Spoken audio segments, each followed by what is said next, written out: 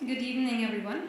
Thanks for joining in this panel discussion, which is part of the summer school organized by Viadrina in cooperation with the Center for East European International Studies, Allgemeiner Studentischer Ausschuss, and kindly supported also by the Eberhard-Schöck-Stiftung and the Stiftung zur Förderung des Bauwesens. Thanks especially to Stefan Henkel and Kirill Repin, who made the day here at ZOiS, but as far as I understood, also like the major part of the summer school possible in the first place.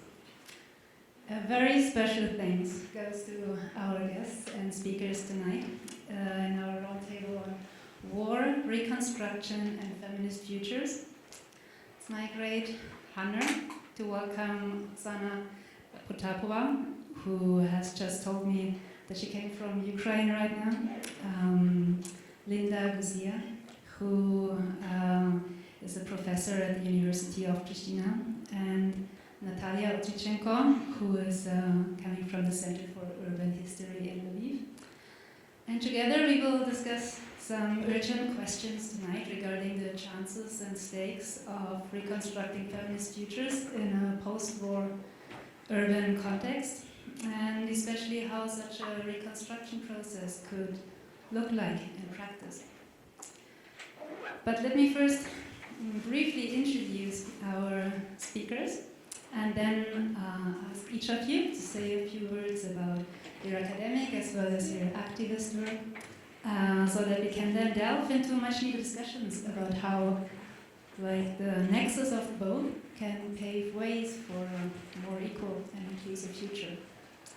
We have next to my left the Oksana, who is a women's rights and peace activist, feminist researcher, and advocate of critical pedagogy and of the theater of the oppressed.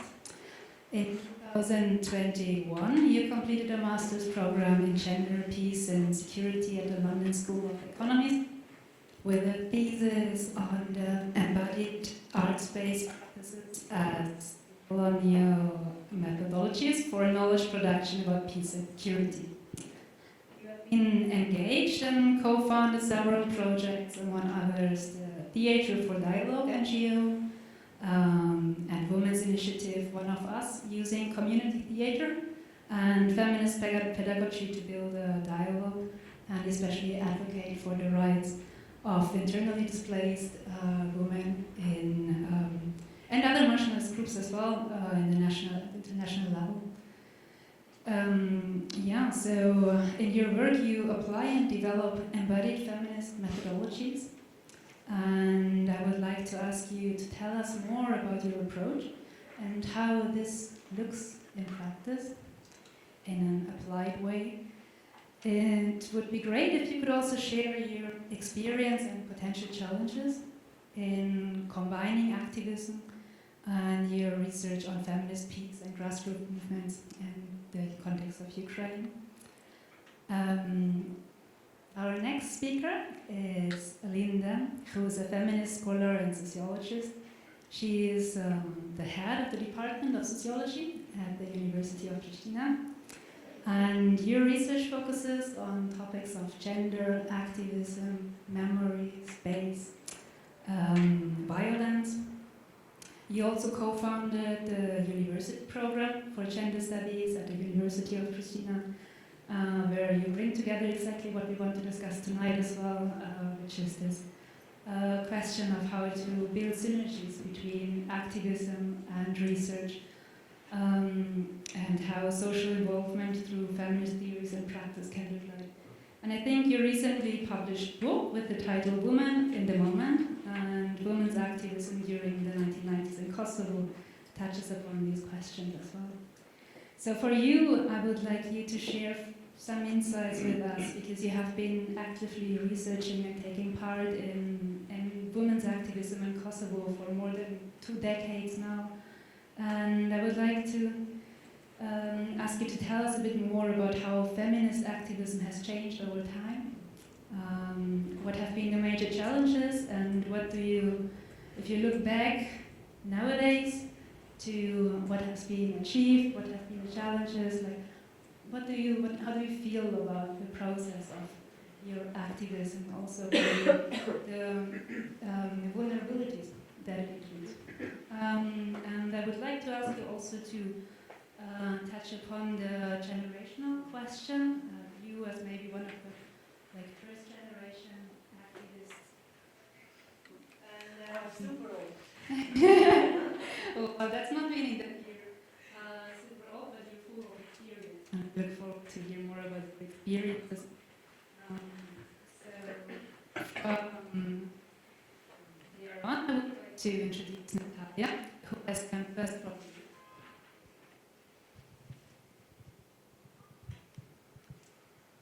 working at the Center for Urban History, as I mentioned before, and your research very much applies oral history as a means to study urban sociology and to understand the socio-spatial transformation in the socialist and post-socialist space in Lviv, but also beyond. And then with the mass-scale destruction of urban, social and human life as a result of Russia's war in Ukraine, your research has shifted a bit, as far as I understood, from examining how expert knowledge that was needed to plan and develop and maintain the city towards issues of public participation and the controversies that are emerging around urban planning reforms in the context of the war. So given that we hear a lot about the dissatisfaction also among people in Ukraine regarding the reconstruction programs that are ongoing, it would be great if you could tell us or share some of these controversies with us. What is it that shapes the discussion and the public discourse about reconstruction in Ukraine? And again, also how you combine in your work activism and research, and where do you see hopes for the coming into being of a feminist utopia in Ukraine? So with this, I would like to open not only the discussion, but also to give you space to introduce yourself and your work and what you would like the audience to know about you. And I'm very much looking forward to creating a space here of mutual learning from each other, because all of you come with a lot of experience, with a lot of maybe also questions to one another. So let's create a space of exchange. Ideally, at the end of the night, we have some ideas about how to create synergies, not only between activism and research, but also between us as we come together here tonight. And maybe Oksana, if you want to start. Thank you. Is this working? Yes, it's working. Can you remind me of the focus of the questions that you would like me to answer, because we went through everyone. And yeah. It was about your approach of embodied feminist methodologies, and what experience have you made with it? How does this look like in practice? How can we get a better understanding of what is the embodied dimension of your feminist approach? Yeah, thank you. I realized that one of my challenges that half of the audience is people from the summer school who already heard my lecture, and I also don't want to make it boring for you, so I'll try to say things that you haven't heard, but sorry if some of it will be already not very new to you. And thank you for the invitation to this important discussion, where I'm trying to think about how to, in whatever we speak, how this can be of learning, not only in the context of Ukraine specifically, but in the context of what it means to look at an ongoing war or a post-war context from this critical feminist and interdisciplinary approach. And I must say that my reflections and academic engagement with this really comes from experience and practice to begin with, and I think it's also indicative of how solutions or how approaches can develop in contexts that are fragile or that are very volatile. In my case, my work with methodology, the main engagement that I started with is theatre of the oppressed, as you mentioned, which is a critical theatre method that focuses on both an embodied and affective ways to reflect, but also to focus on the experiences of groups that experience particular oppressions. So it's not only about how we do it, using the body and why it's important, but also which bodies and which experiences and which narratives we center in this work. And the idea of this approach is to really understand what are the narratives beyond the mainstream, the stories beyond the mainstream. And in my case, this work started when I felt really moved personally, as well as somebody growing up in the Donetsk region of Ukraine, the Donetsk Oblast, and being affected by the armed conflict and the war that started in 2014, and observing the social narratives around the internally displaced people, and the policies around the state policies around integration and sort of dialogue with the internally displaced people at the time. I felt compelled to intervene in these narratives as well, but not from the perspective of, okay, let me tell you, how this should be, but what can we do to create spaces to center voices of these communities? And a lot of this work was first a way to build dialogue within groups of the internally displaced people. Later, I focused more specifically on gendered experiences. And then it became a process of knowledge production by also the initiative of the groups who realized that these kinds of workshops where we focused on individual stories and then derived sort of collective experiences from those stories, presented them to the communities, that it was a way of intervening into the narratives and the discussions, and later also into policies, which was also important for us. At a certain stage, we started working with legislative theatre, which is one of the formats of theatre of the oppressed, and really through direct experiences to be in dialogue with state policies and with policymakers. And again, from this, I kind of can draw the importance and the understanding of what was at the heart of this method when we started. It was, first of all, the possibility to engage with a particular experience through different formats other than sitting down and talking, which to me as a way also is a critical and a decolonial method, as I explored in my research now, because of how much stories, words, concepts also can be part of a developmental framework, a national framework, and by introducing specific words into the discussion, you already sort of set a frame that it's very difficult to avoid. And you may arrive to the same words and to the same concepts at the end of the workshop, but it would be through the embodied experiences and stories of the group. And one of the things, for example, that happened in our case, through several workshops and discussions with the internally displaced women about such concepts as security, peace, very, very broad concepts, is we started talking about the care work and the situations that happened to women when they ended up in new communities without the networks of support of their relatives, grandmothers, etc., and without access to kindergartens and schools, and that limited their own participation in other spheres of life. But it wasn't until we started sharing these stories and connecting them to economic vulnerability that we understood that what we're actually discussing is what has been theorized in academia as, feminist approaches to security, human security. We didn't know these words at the time.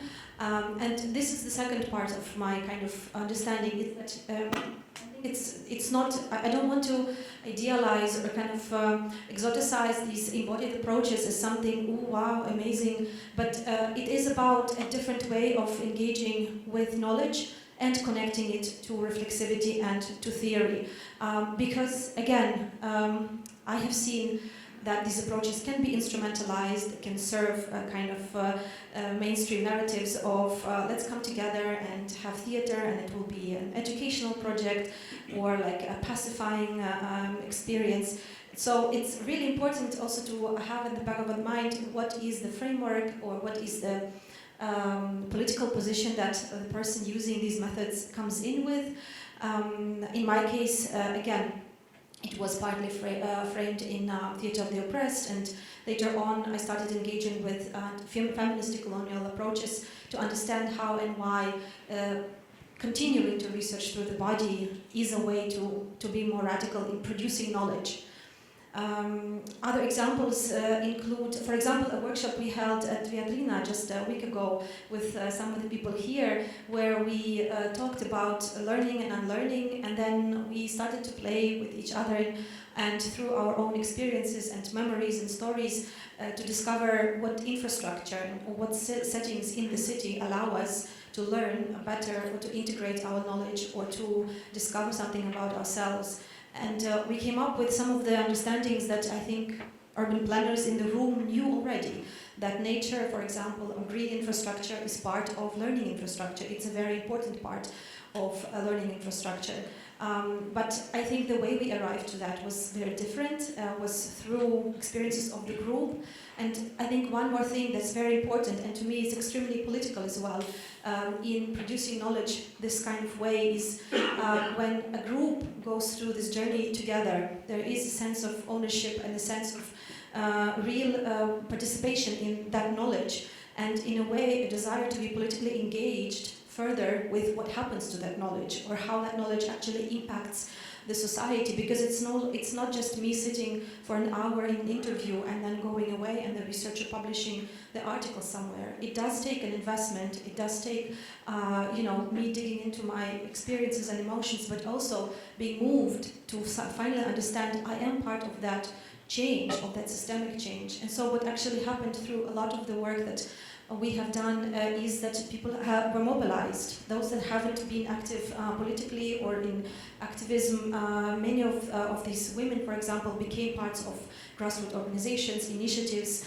and have come to activism in such a way. So it is about also recognizing this affective dimension of politics, and how knowledge production from below and collective knowledge production can be a very mobilizing process. And I realize that I think probably need to close, but I just want to mention a couple of challenges I think that I'm facing right now, because I have been asked also at the lecture whether I continue this work on a practical level, and it's a challenge for me because I have kind of put it on pause in this big scale when I started to be more engaged in academia, but also when the full-scale invasion happened.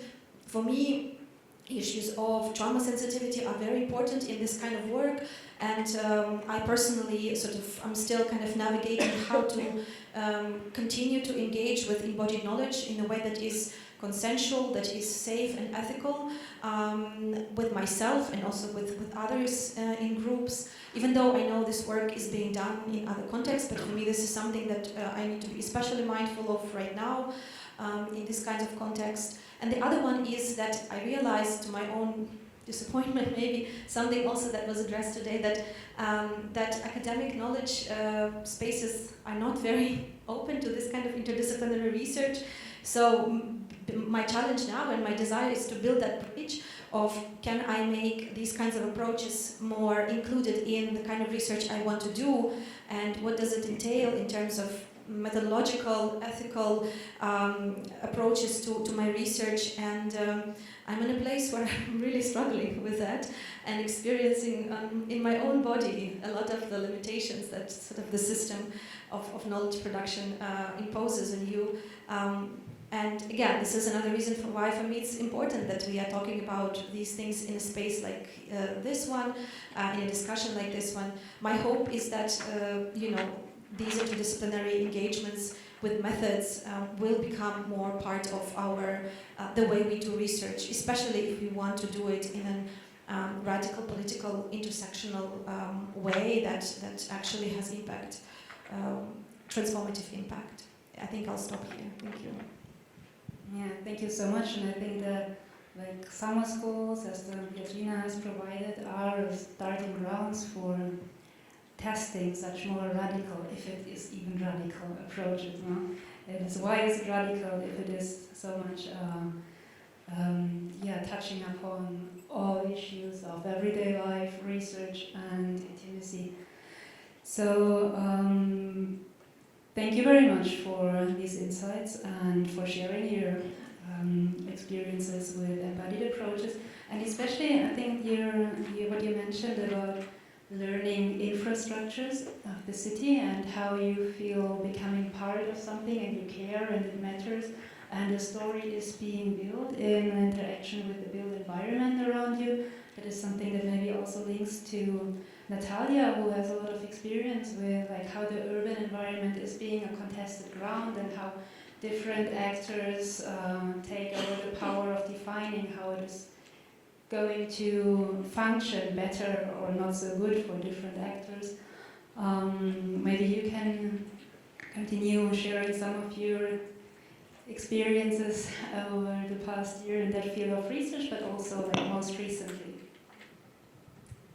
Yeah, good evening, everybody. And we have a luxury to have this event uninterrupted. Because all the time when we have public discussions in Ukraine, they started with announcement. In case of air alarm, you should move into a bomb shelter. And if you are lucky enough, you have a bomb shelter immediately in the place where you are having an event. So here we do not need to move. We can sit here and we can enjoy this hour and a half of talking to each other. But I might pick up a little bit on this idea of embeddedness.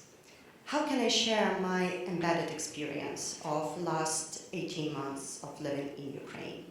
How can I share with you this experience of being in the bomb shelter, of hearing the explosions, of being stuck with my own body and understanding the very endless of my existence here and now? How can I share this feeling after the explosion of the dam in Kakhovka, when I had to spend the whole day in the bus, all alone, with my thoughts, with my body stick to the chair, and being impossible to share with anybody, being impossible to hug someone, to take someone's hand. Somehow this word is very embedded. It is imprinted in our bodies, in the way how we perceive the reality around us. And the big question that I have, how can I share this type of experience with the means of the language? Even more, with the means of the language which is not my own language. I'm speaking to you in English now. Я не говорю з вами українською. Я не говорю тією мовою, яка є мені близька. Therefore, I have to translate all the time to think about the meaning of the words, the meaning even more of the concepts, of the metaphors that I use in order to build the bridge with my experience and with the experiences of the others. It is something that I'm struggling all the time, being in these different registers, thinking about my body, how I'm learning from my suffering if I'm using the bell hooks idea, how the knowledge built from suffering can be shared with others who do not have the suffering. And being trauma sensitive, should I share with you this knowledge? Should I share you the suffering that I have, or should I somehow live it on my own and live through it on my own? Those are ethical questions, and we are surrounded by numerous ethical questions when we are academics in Ukraine. What does it mean to be a scholar living in the country which is experienced a full-scale invasion but lived through the war for more than 9 years already? How can you be sensitive enough not to fall into violent abstraction when you think about the way how you describe the experience of other people?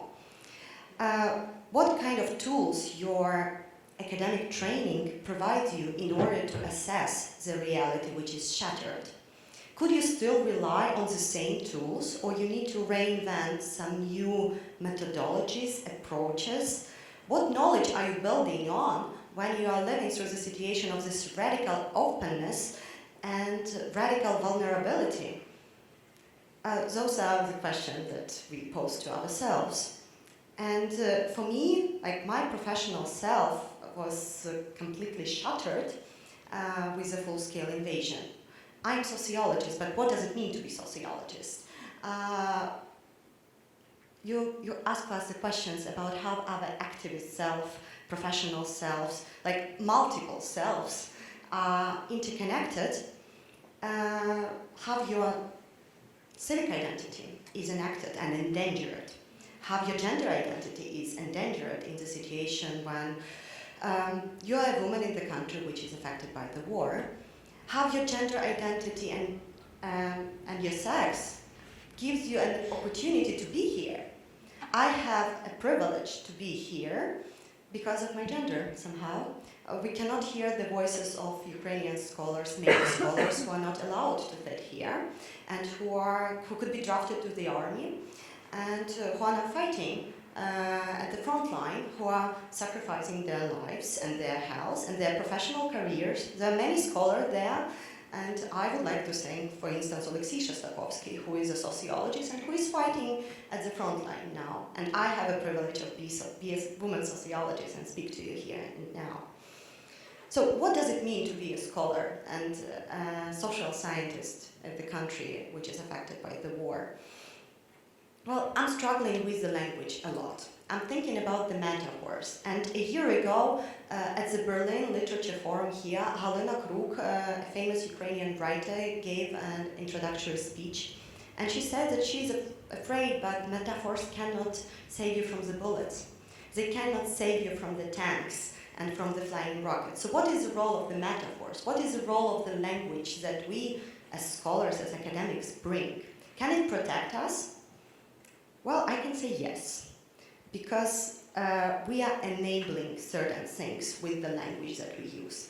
We are enabling certain approaches, and how we name things matters. Do we speak about the conflict in Ukraine without any subject which caused the conflict? Are we speaking about the war of aggression? What names we use? What kind of justification and frames we employ in order to describe the reality? And therefore, as we have the audience of students here, I have an opportunity to speak it. It matters. It matters the way that you work on the concepts, that you work on the theories that grasp the reality, because it can have a very, very real implication in the life.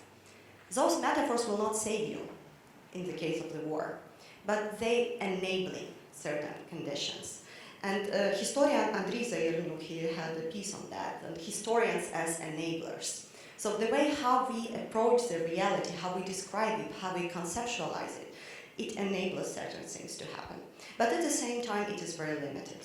Do not overestimate your abilities. Still, we are humans in flesh and blood, and sometimes we need to move to the bomb shelter when the rocket is flying over your head. Yeah, I might speak about reconstruction and all the feminist utopias, because future is something that gives you hope in the most darkest time. And when I try to reassess my own identity as a scholar, academia works on a different temporal scale than your everyday life. And if we do something now, we can have the seeds for the fruits that will grow up in years and in decades. So doing something here and now, we enable certain things for the future. And we can discuss about these utopias of the future in the next round, but I think I will stop here.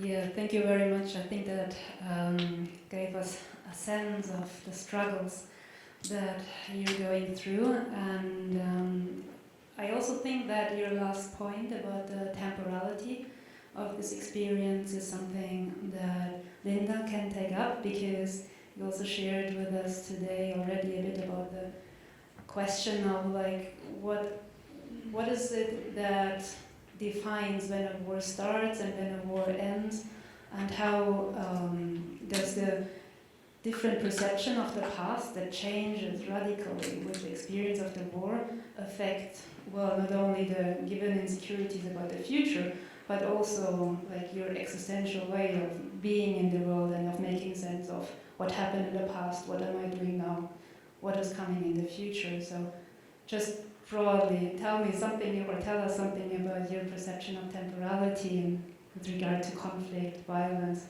in Kosovo. Thank you. I have this,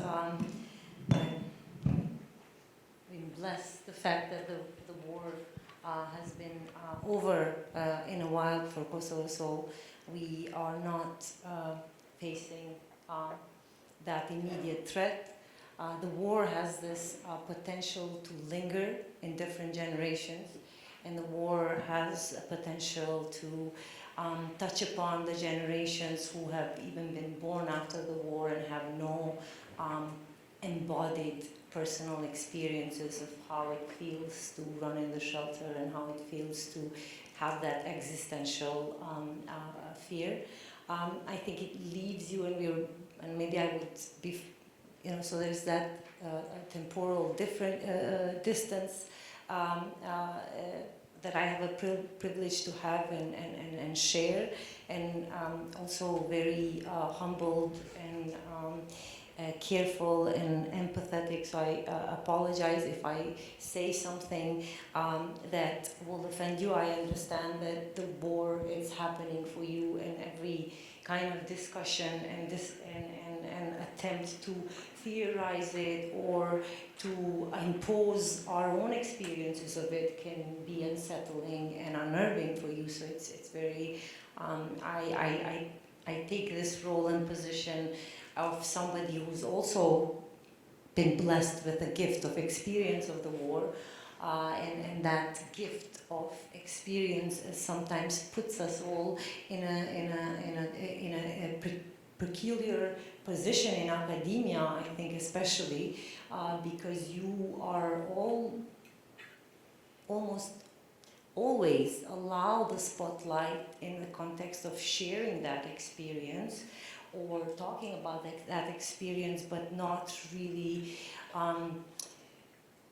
you're almost like what Spivak calls native informant. So you inform about that raw first-hand experience, and then you leave elegantly space for others who are less detached to think about it and more objectively theorize about it.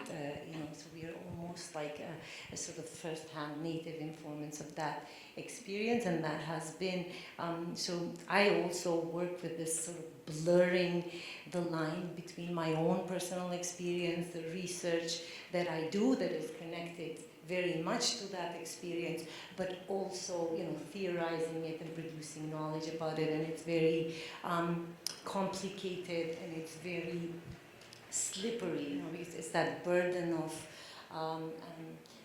the ethic about it, is that burden of also dealing with that trauma, and that burden of sort of being able to, of that burden of, I think, that my generation has of sort of trying to pass the knowledge without burdening the other, but also trying to find ways where that knowledge becomes important for now, for this context, for the fights that are ahead, and not in an open combat war, but in sort of a more general sense of conflict and violence that I think even the Northern Europe is facing in different, of course, much different nuances. So I think that's,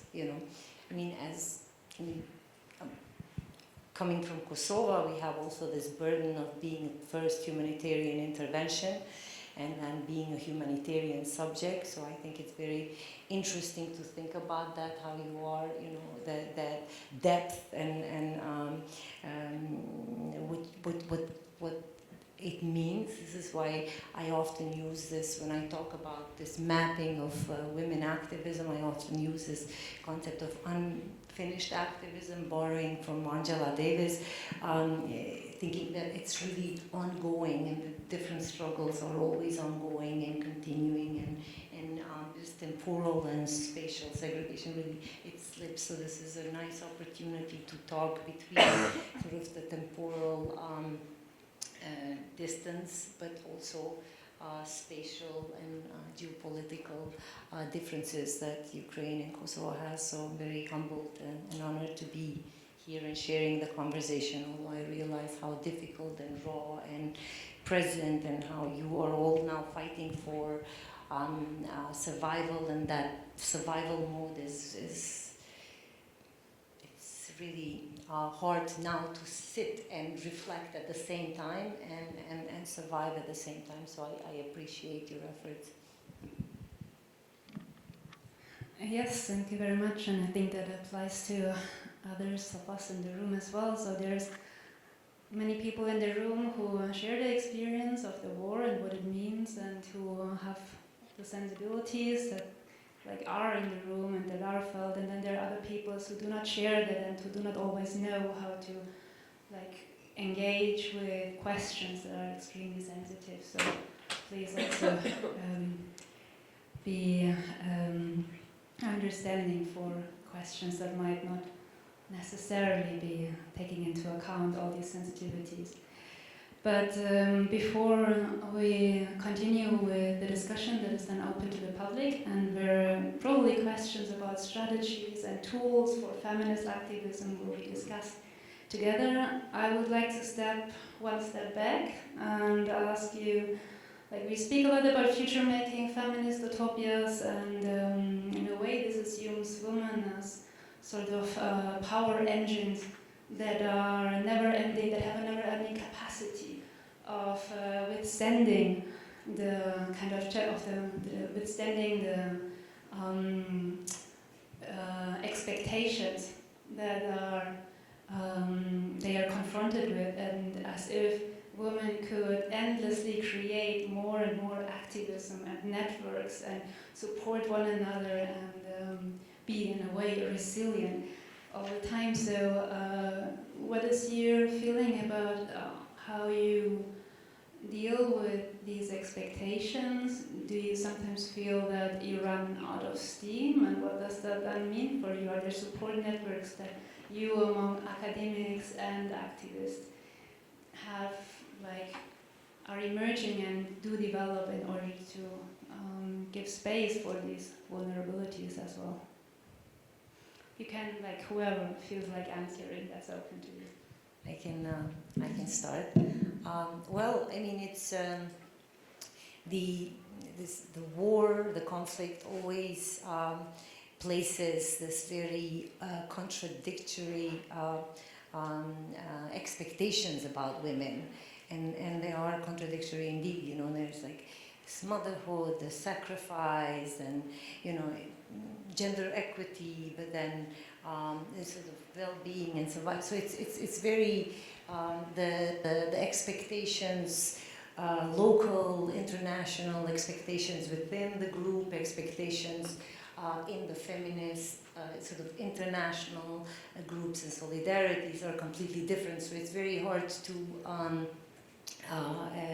sort of find that ground for responding to those expectations. And for me, I was very blessed with having a lot of feminist friends, and I value and treasure those friendships and solidarity. So I think that creating these groups and these spaces, and because we're talking so constantly about the spaces, and this was our idea when we tried to create a program for gender studies within the university, and it's a space that is shrinking and expanding all the time because it takes so much effort and so much energy to keep it open, but it's such an important space, and spaces of when people come together and perform that solidarity and discussions and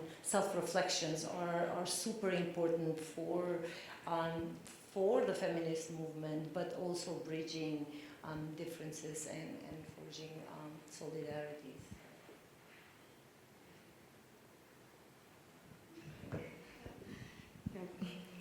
Solidarity is something that should be enacted. So it's not enough to speak about it. So I was trying to link these embedded experiences with the words and concepts that try to grasp it in order to share. But it's not enough to use words. It's also like you have to act upon the words. And it's something that I learned a lot during the last year when we documented the war as part of international team. We focused on everydayness. Everydayness as an arena where your values could be enacted in small details. And actually this agency in details, what to do, where to sit, what to dress, when to meet. So the small details through which your agency can be performed as part of society, as part of community. But speaking about this embeddedness and the need to have this utopia of future as a collective effort. So how can you bridge these different embedded experiences even within one society? Not to speaking about sharing it with someone who do not have this experience, but basically your experience is just your experience. How can you build a space for society with radically different type of the war experiences? Speaking about people who lived in different geographies, who were under occupation, who lived through tortures, people who lived through constant bombing, people who left Ukraine, people who joined the army. So very different experiences had to be brought together in order to have this collective future, this collective utopia, or utopia as a tool. Actually, we do not use utopia as an image, as a bright future, as a known place, an island somewhere with ideal society which lives together, but rather utopia as a tool that helps you imagine things differently, but still you cannot start from the blank page. You still have to work with the things that are given for you, that you inherited, but have this space for change, have this agency in details, act upon these values that you claim are important to you. And I think it's something that really helped Ukrainian society to sustain for such a long time, not just 3 days, but much longer, because people act upon the values. And people had this enacted solidarity to the strangers. Not only this like strong ties according to Grandvatter's idea, but rather this weak ties which connects society on the grassroots level. Ukraine as unexpected nation somehow was missed by people who do not look closer to the things, who do not observe how society operated through the decades, how it managed to survive during the 90s, the 2000s, and after the occupation of Crimea and after the war on Donbass region. So this grassroots and this solidarity in action in details was something that really helped people to sustain. And I think it's something that we can build upon, that we can build on this experience. We can somehow rely not only on the activism, we have to institutionalize the things in order them to last longer than we live. Somehow this all activist things showed us that state does not work effectively in some of the areas. But what is state in this story? Like, can we see the state as something separated from us? Maybe we can be the state in this story. We can take the opportunity to work with these non-flexible institutions and somehow reload them, somehow make our activism more sustainable. And yes, you need the spaces for support. And yes, burnout is a big story here. Yes, it is very difficult to live through this marathon that you are running as a woman, as an activist, as a scholar, as a mother, as a sister, as many, many different roles which are combined all together in one human being. I still see hope, even though those experiences, embedded experiences, are very different, and even though there's a possibility for a conflict. But still you can build on the conflict as well. You can learn from it, and you can through the dialogue, through discussion, through all of these buzzwords that we can drop on, but still if we do them, if we not just speak, but when we just listen as well, as Gayatri Chakraborty-Spivak put it, who will speak and who will listen? Who will listen in this story? And yeah, we can dream together and we can discuss together through the words and through the concepts that we can coin as part of this open discussion. Thank you very much for these words of hope. So, Oksana, would you like to say a few words about the question as well? And then I would like to invite the audience to also come with questions and engage into the discussion. believe it or not, you mentioned two words, hope and resilience, with which I have engaged both effectively and a little bit academically. So I want to start with hope. By exploring it a year ago, or around a year ago, also looking at our project of theater and how we focused on security and peace, but from the everyday. One of the things that I realized, and I started exploring it academically as well because I wanted to figure out what it is that constructs hope. I was looking for hope for myself, and I'm still looking for it actually now, after a year and a half of full-scale invasion. And one thing that I found in literature, and I was looking for the name of the book. The author is Mary Zugnazi. I don't remember exactly the name of the book, but it's a brilliant collection of essays, conversations with different philosophers and academics about their visions of hope. And one thing that a lot of them speak about is hope being a future-oriented project, like we mentioned, that requires a certain attachment to an object in the future in order to have that hope.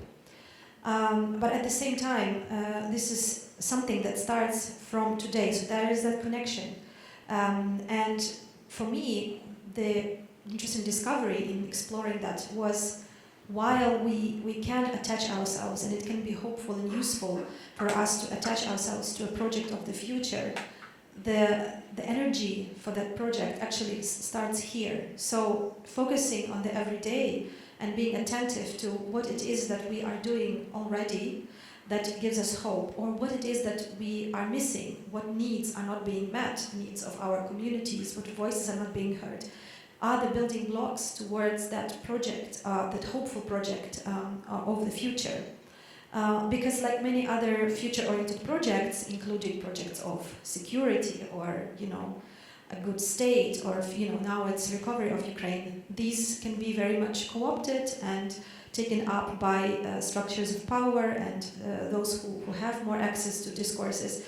So again, this constant bridge between the future and today is important, and it also speaks to the importance of what was mentioned already, of institutionalizing or actually creating sustainable space for that very everyday democracy to live and to thrive, because that is a constant praxis of doing something on the ground, engaging with the communities, figuring something out, and having the resources and the ability to implement that and learn from it and do it again. It's never like a monolith, one-time monument that we are building. And in this conversation comes the concept of resilience, which I actually really resent from a feminist perspective.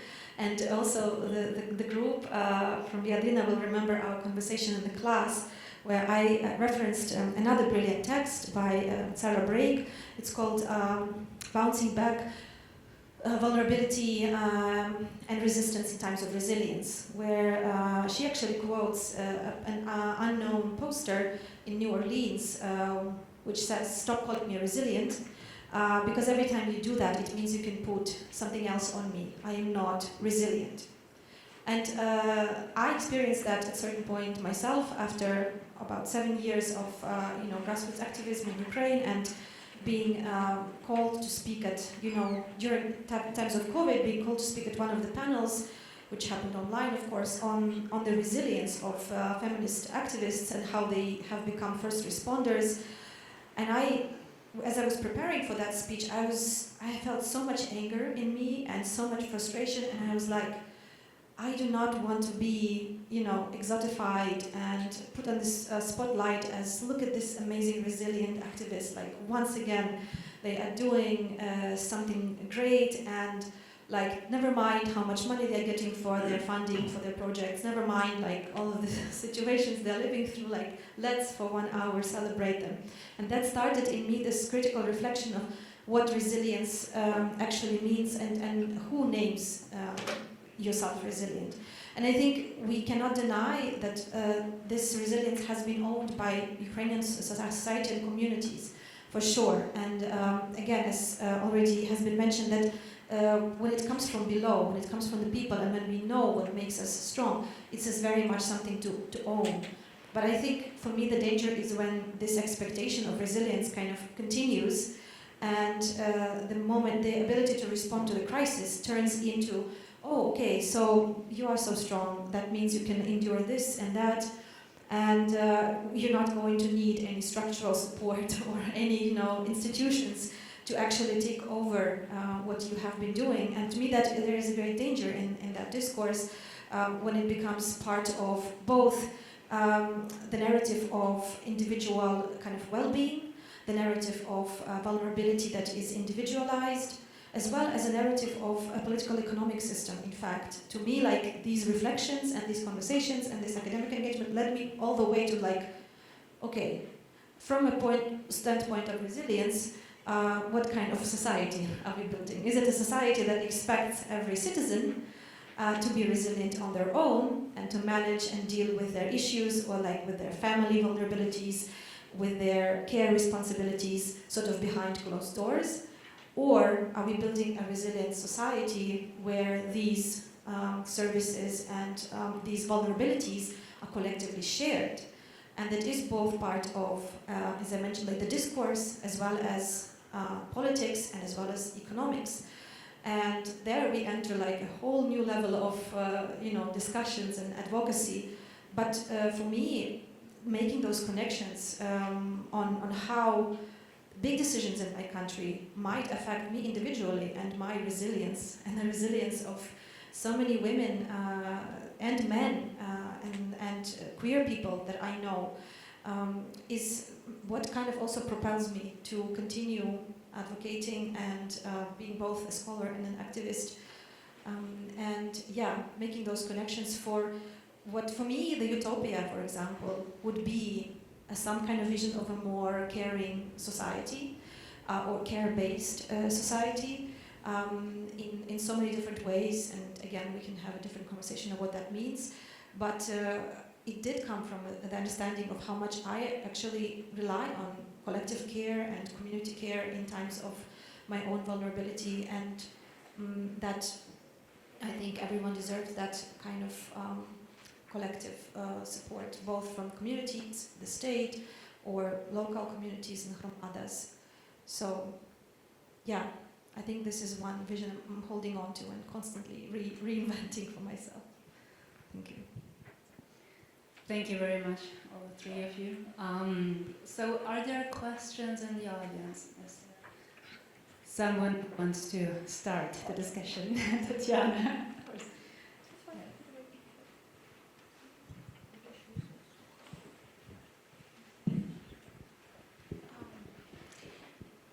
Thank you very much for this very engaging panel. I think to many of us in this audience, this is also very emotional to follow you, right? And I wanted to address one issue you kind of punctually addressed, the issue of related maybe to temporality, but for me more like an issue of a generation. So this experience you are talking about, to what extent it's a generational experience, and to what extent we can approach this experience in terms of also maybe, so I'm talking now from my perspective, like I graduated from the university when the Soviet Union collapsed and Ukraine was born as independent state. So my adult life actually started. And I almost felt like when the conflict, the war came to Ukraine 9 years ago, right? And I remember this feeling when the Malaysian Boeing was shot, that this was a kind of moment for me. I felt like, okay, I lived this almost like 3 decades without, like, I really took it for granted that the history is going like in the right direction, that things are getting better, but in fact it was just like, like we learned at school after the nuclear explosion, there is a kind of pause between the lightning and the sound. And I almost felt like the Soviet Union collapsed and now comes the sound, yeah? And in between, I almost like I had a certain career, I had raised children, I got older. So this was my life in between, yeah? And I almost felt like there's some kind of generational responsibility also for what is happening, because we took things for granted, we went abroad to build our careers, we stayed maybe in Ukraine, but we did not care about politics, we thought somehow we have other things. So how could it happen that the generation of our children, and again in my case, like my generation, we are having children in their late 20s maybe, and for me it's like the generation in Ukraine which is probably bearing the burden, those who are fighting, so boys in their late 20s, beginning of 30s, yeah. This is the age, yeah, where I think they are serving in the army now on the front.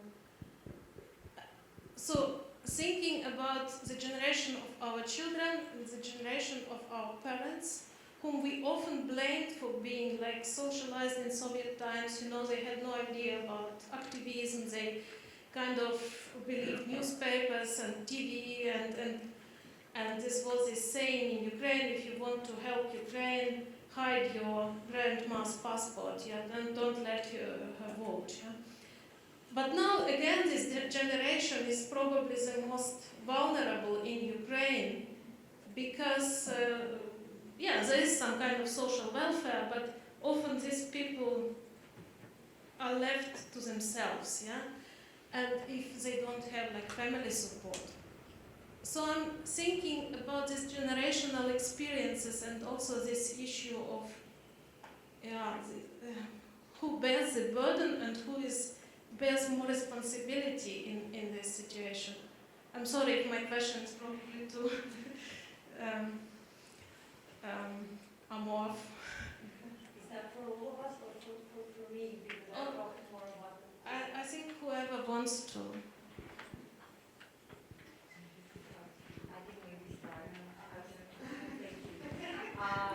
No, and it's, to be honest, I didn't want to deal with the past and the war, and the war in Ukraine.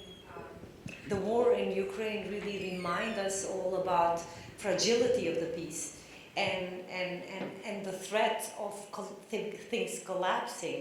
I mean, Eastern Europe has once again become the sort of the battlefield of ideologies, and we are, I think, globally, collectively, are living in the world that is more uncertain than it was while, in the 80s, in the 90s. I think that we are now again facing that incredible fragility, and I think that for me, the burden of bringing the past into the conversation with the sort of what we call post-memory generation is precisely talking about what is that combination of circumstances, and it's always bad economy, it's always the falling of the ideology, and it's always irresponsible leaders. Is this trinity that really, and we've seen it happening in all the wars that we can account for in 20th century. Not just war in Kosovo, not just, it's like Second World War, everything, all the wars had a certain pattern, and it becomes, when you study it and you start to compare it with other countries, it becomes so annoying and so heartbreaking that we are not getting the lessons and that we are not strong enough as activists to talk about the warning signs. So is that also for, my generation, it's also that burden of attesting to how fast and how fragile. I mean, we lived, you as well, in part of the world that was always fragile. the uncertainty was part of our everydayness and our existence. No matter if we had these short periods of stability and lack of war, you know. And this is why it becomes so important that our voices become more heard, not that as an exception of the rule, right? Because I think at this moment of time we are not anymore exception of the rule. That the authoritarian regimes, that far right is rising in Europe, that we have, you know, even the Northern Europe that thinks of itself as so democratic and untouchable can crumble and is fragile. And I think that we know that, and then we can contribute to discussing how fragile everything is and how important it is to react before everything falls apart. So, yeah, just stop now. Just a very brief note on generations. Like, I'm teaching students at the university, like 15 years younger than me, and at some point I said to them, well, we didn't manage to get out of that, so it's now your turn to start things better. And then say, oh, see, it's a nice way for me to put out my responsibility on you. So I think it's a big tension between responsibilizing people and also expecting some of the support when you're vulnerable. And for myself, I see it's a big tension. You cannot expect that people will do everything on their own, so they will have like the resilience or whatever the word you might pick to deal with the challenges on everyday life, base to base, and be active all the time. Still, sometimes you just need to step back and expect that as a society we organize ourselves, and some things are managed by someone else. You shouldn't be responsible for everything. So the way how you navigate between this level of where is my responsibility as a citizen, as an activist, as a scholar, and where I can share this responsibility with someone else, and where I can expect support and help and care. And I love the concept of care, and I'm using it all the time, this idea of ethics of care. I understand how sometimes it could be misleading, and it could be hacked as well, because care is very hierarchical. And how can you build it? Gender for sure. And how can you build this ethics of care, which is more an interactive care, a care which is in a dialogue with another party. So you are not putting someone in a position, so, oh, I'm caring for you and now you do not have voice, so please be thankful for my care. How can you do it more as relational?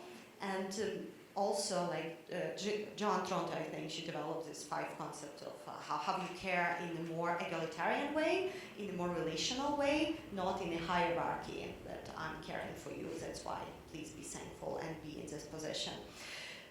So I'm not sure if it is about generation, just my brief answer to this big question. I want to add also, first of all, I want to thank you for your comment and question, and for this metaphor of the explosion and the sound. It was so vivid for me, like I almost felt this, you know, like this wave on my body, like this is kind of what we are experiencing now. And I may be wrong, so forgive me, but what I'm hearing in your words as well, at least what resonates with me, is the acknowledgement of a huge loss that actually happens in our part of the world every 30 years, you know, or it has happened, you know. It's a loss not only of some opportunities, but also loss of a certain vision of the future and a continuity of the past and the future, and a loss of connection of generations for that reason as well, because the narratives that these generations have integrated are so different. And I think for many of us coming from the region that has lived through these turmoils, you know, post-socialist region or any kind of radically transformative context, I think acknowledging this loss is very important as something to mourn, and also something to point us towards the direction that I think there is in that loss a longing for a connection, a longing for these kinds of bridges. And here I want to share a story of actually how we are trying to work with it also in one of the feminist structures that I'm a part of, and it emerged as well as a desire for collective support and care of grassroots feminist activists in Ukraine. It's called Ukrainian Feminist Network for Freedom and Democracy, but the name is not so important. We met for the first time in the summer in the Carpathian Mountains, and before we got into what drives us, what our activist goals, we had a session where we answered two questions. One of them was, if I had a conversation with my grandmother right now, if I could ask her, what kept you going? What was your motivation to continue with your life through everything you lived for? What supported you? What would she answer? Our grandmothers were not in the room, but it was an imaginary conversation. And the second question we asked later is, if I were to be interviewed by my granddaughter in 3 generations about my time now, what I am doing and how I'm living out my values, what I would say. And those stories brought up so many interesting knowledges also about individual and collective histories of women, collective histories of our country. For example, one of the things that many of us realized, speaking of continuity, is that many of us have not had the luxury of inheriting wealth, like houses or property, because so many families have been raskulačeni, whatever is the English word, their wealth has been reappropriated. They have been, in some cases, families have been executed or sent to Gulag, and just seeing how much that is part of ongoing economic injustice. It's also a knowledge about our colonial past and how it impacts us today. Some of us were sitting there and were like, crap, I could have been rich if it wasn't for 100 years imperial and unjust economic policies. And that is both grieving and also striving us towards a kind of future that we want, an economically just future, for example, or a future where these stories are not lost. And to me, those kinds of conversations and that kind of zooming out and making connections between generations gives me a lot of hope, because it no longer seems like broken stories of, one generation lived something, turn the page, now we have to struggle with the same. We see the continuity, and we also see our contribution. And the other thing I want to say that has also, I have been reflecting a lot because of my own positionality of being in Ukraine and then being attached to a research institution outside of Ukraine, and who am I? To me, for example, and learning also about solidarities of other movements, decolonial feminist movements, I see that these transnational connections are extremely important in building the future.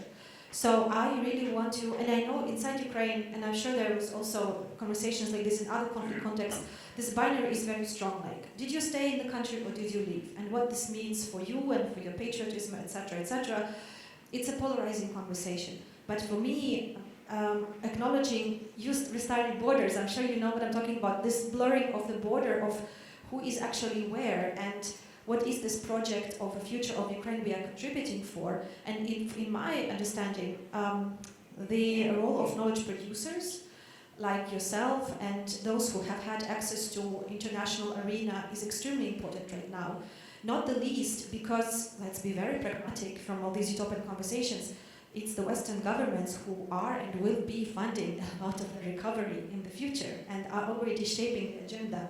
And if they have voices like us here, inviting us to advise and to have conversations, I hope that it will mean a more just future and a more caring future for us as well. So for me, there is a lot of hope in actually reaching out to these networks of generations of experts, different geographies of experts, and seeing all of them all of us as part of this larger community beyond borders. And I don't know, it gives me some hope. I don't know if it does to you, but thank you. Yeah, thank you very much. So with what you said, one could even talk of a geography of care in a way which is very transnational and encouraging by, or fueled by all these different experiences that come up with something that counters the neoliberal narratives of reconstruction and the top-down imposed structures that then kind of ignore local experiences again. But I would like to offer you to pose another question, and maybe you can also introduce yourself briefly before asking the question. Thank you. Hi, my name is Nataliia. I work at the Commit by Mythos on the program Vidnova Lab and Vidnova Fellowship. It's fellowship programs for actors of civil society from Ukraine. And we also work with actors who are involved in the recovery process, so this is why your discussion was also very interesting for me, and in my question I would like to come back to the topic of recovery and reconstruction and feminist perspectives or feminist agenda and agency in recovery and reconstruction. Maybe you know that recently there has been created a white paper, How to Communicate Recovery, a guide for international organizations, civil society and businesses by the Lviv Media Forum, and it has been stated that through the war in Ukraine, the notion of a vulnerable group has expanded drastically, and the society has come to understand that every person in the society can become a disabled person, a displaced person, an orphaned person, a single parent, and so on. And this is something that can happen to anyone at any given minute. And this potentially can lead to the kind of a reboot of a social contract between a person and the state, because we will live in a state for many years and decades to come where almost every citizen is a part of a vulnerable group or can become a part of a vulnerable group. And I'm really interested to hear what role can feminist movement play in this process, because feminism is advocating for the rights of vulnerable groups. And also, are there any works in process in Ukraine to create a feminist vision for recovery in Ukraine? Not only reconstruction of the buildings, but recovery of the society, recovery from the war. And also to hear very much your experience of how has it been in Kosovo in the post-war period. What role has it played, and did you manage to come to a more anti-discriminatory, tolerant society for vulnerable groups? Thank you very much.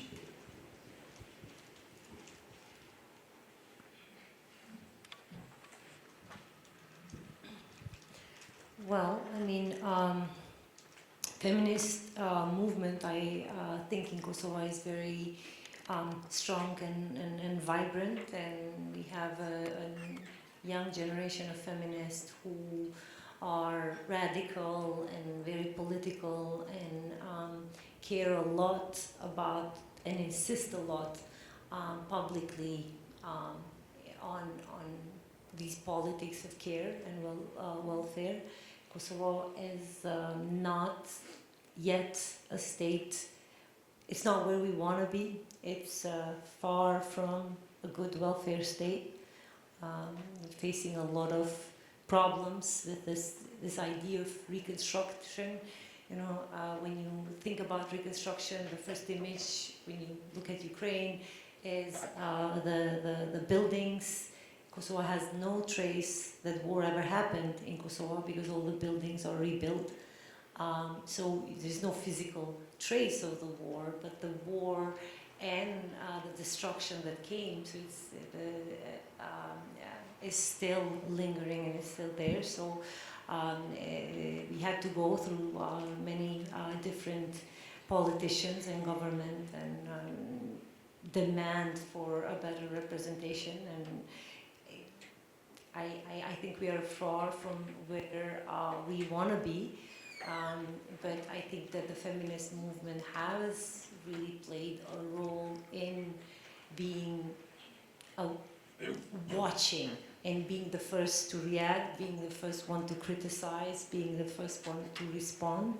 So I think in that sense, we have created that politics.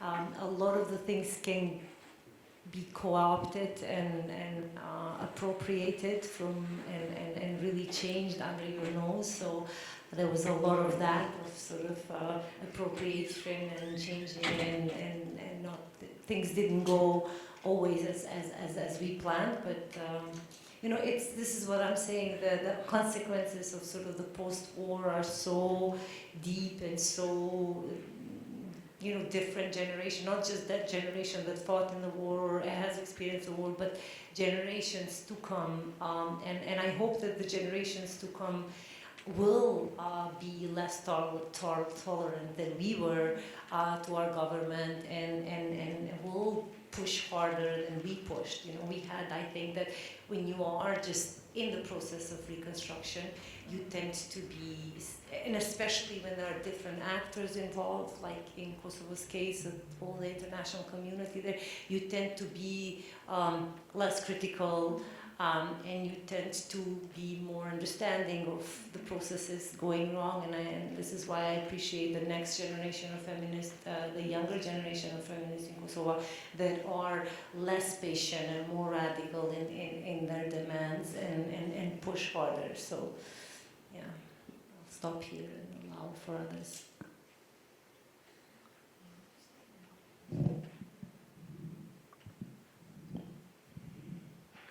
Okay. This is such a huge question, and thank you for it as well, for pointing the attention to the white paper. I have not read it yet, but definitely will. And I think here, this concept again of vulnerability is at the center, and how much it shapes both how we frame vulnerability and also how it informs the society and the economy of the society. And there's several layers here. One is, I can say for sure that the women's rights and feminist organizations are very keen to inform the process of rebuilding and recovery. There is thinking and organizing happening at different levels. I think it's not always easy to be part of these spaces where big decisions are made, and it's a question of participation, it's a question of engagement, and of political will. And there is a challenge there that I think is worth acknowledging. That's why, again, for me personally, I think there are back doors through governments of other countries that are influencing the agenda. If we can build partnerships internationally, that can be of support. And another way I think that is worth considering is actually moving away from putting this burden on feminist movement only, and understanding what does it mean generally to think in a feminist way, or in a way of socially just or caring or solidarity society. And in my analysis, what I have been doing actually is looking at different organizations and think tanks that are, in my understanding, promoting very much what I would consider a feminist agenda, but for example in housing policies. Organizations like ZOiS, for example, that are working very much on a vision for social housing in Ukraine, which in my analysis is a very feminist issue. But a feminist civil society, for example, right now doesn't think or isn't engaging on these kind of material or infrastructural issues as much. But these think tanks can be allies, and I think these kinds of allyships need to be built in this moment, because it requires a wide range of expertise in urban planning, in political economy as well. I think feminist political economists are very needed in our context right now. Not for the least of it that a lot of these conversations require conversations about resources. If you do want a society where some of this care work is taken up by the state, the question you will be asked right away, where you get the money. And the narrative right now, the main narrative right now that was heard at the London Recovery Conference, is business will lead the way. Just give business the green flag. You know, the corporations will come in, the small businesses on the ground will be created, all these resilient women will become entrepreneurs, and they will be able to, you know, sponsor their own families. Amazing. It's great if that would be the case, but I really highly doubt it, again, because not everybody is a business owner, and businesses and companies have their own interests in mind, and you know, that raises the question of labor rights as well. It basically, like, I think I can say it in this room, even though we're talking about a leftist agenda in Ukraine. We talk about a feminist vision of recovery. We're talking about a progressive political and economic agenda, which brings me to another, in my opinion, huge challenge for us, is we cannot talk about socialism in Ukraine or anything that has to do with anti-capitalist vision of an economy and a society using the same words that the global left is using. I think those of us coming from post-socialist spaces know what I mean. It's a taboo. For me, it's a political suicide in a way, to come out and say, you know, let's have whatever socialist. I know it. I'm advocating for it, but part of the challenge, and I see it right now as a creative challenge, but also as a blog, is for those of us who see that kind of progressive future, is to find ways to create political space for that agenda without remaining on the margins, as the left unfortunately has been remaining on the margin, has been marginalized. It's not that, you know, it's nice to be on that margin, but that is our discourse. And this is where I welcome short conversations with other activists from the region, like, how do we do that without completely, like, you know, canceling ourselves out in the political space? What words do we use other than human capital? That is the main term for people. You know, how do we build contexts for human capital to return to Ukraine? Come on, like, I don't know. I don't want to use that term, for example, but I don't know what else I can use except for the word people when I talk to government officials about their economic policies. So, like, if you have ideas, please let me know. Proletariat, Oksana. Proletariat. Yes, we'll do that. That will bring me right onto the career of a Minister of Social Policy. But yeah, I think I have also a lot of questions, more than answers. But I'm glad to say that, like, I'm not the only one who has these questions in Ukraine, and I think there are generations, again, speaking of generations, of feminist activists who are, you know, reflecting on these things, and an anti-capitalist agenda is kind of brewing its way into the feminist movement, and I'm hoping that it will be part of a change of narrative, or at least an integration of political economic analysis in mainstream feminist movement in Ukraine, which for me right now I think is lacking. So let's join efforts in whatever we can do from our different positions around that. Sorry if it was long. It's like the main thing that's burning for me. Like, you hit the nail on the spot. So thank you for the question. I can only brief to this very emotional talk, and that we have to acknowledge not only present and future that we link together, but also the past. And we already are on the road. So we are not starting from the scratch now, and some of this feminist agenda is already somehow interfering these discussions and becoming part of this new social contract. I'm not sure if we can use the social contract, but rather reassembling the social, the way how we exist together as a society. And I might just briefly mention those discussions that happened during the Euromaidan and how we can learn from our previous experience and how past matters here, have easily some of the things and the contribution of women to this common social. Like, just making food, is it a political gesture or not? How much you contribute to society when you just feed people around you, or you need to be at the barricade in order to make a commitment? So what commitments to social matters and how much? And for me, I think it's also a big room for the feminist agenda, but not only feminist, but larger, the way how we exist together as society, what is important for us, what we value together.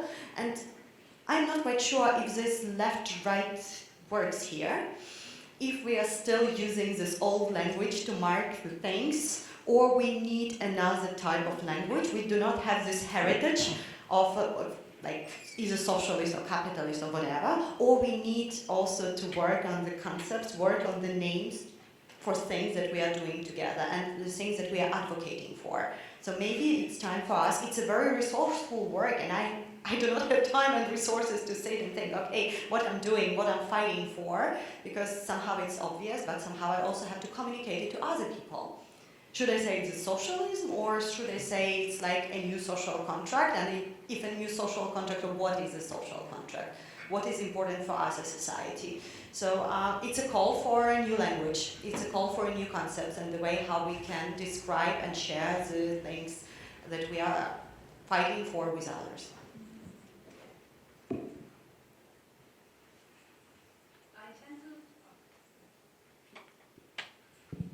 So I tend to say that these were so encouraging and so engaged final words that we take the discussion further on to the next room where there is wine waiting and a lot of space for radical evenings. But I would like to thank you all like full-heartedly for your coming here, for your time, for your caring, for being understanding for each other, for taking into account all the experiences that each of us bring into the room. I would like to thank Claudia for being here in such a large number, even if you had a pretty exhausting workshop program, as I can imagine. And let's not wait any longer and go next door.